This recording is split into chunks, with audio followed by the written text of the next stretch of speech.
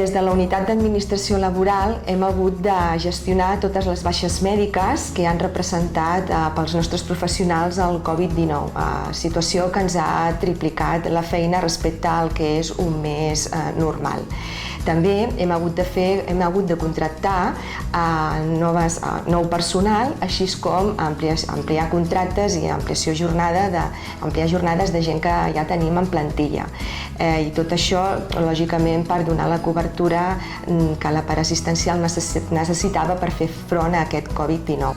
Encara convivim amb les pors i amb les angoixes, ja d'una manera més allegerida, però des del punt de vista emocional tampoc ha estat fàcil. L'àrea de gestió i planificació, el Covid ens ha suposat un canvi organitzatiu a nivell intern.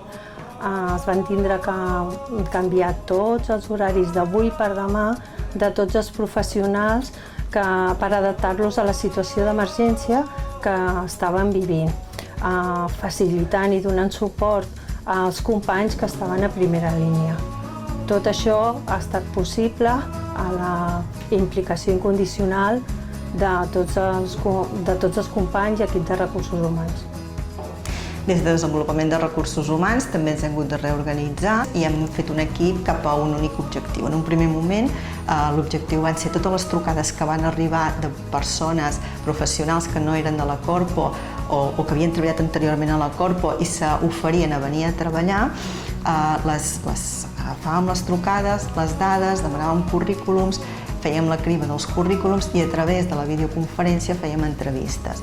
Amb tot això vam poder crear una base de dades de 400 professionals, una mica més de 400 professionals, que juntament amb les crides que es van fer des de la regió sanitària, des de col·legis professionals, des d'universitats, vam poder fer una bona base de dades per en el moment en què els centres van necessitar professionals que en poguéssim tenir.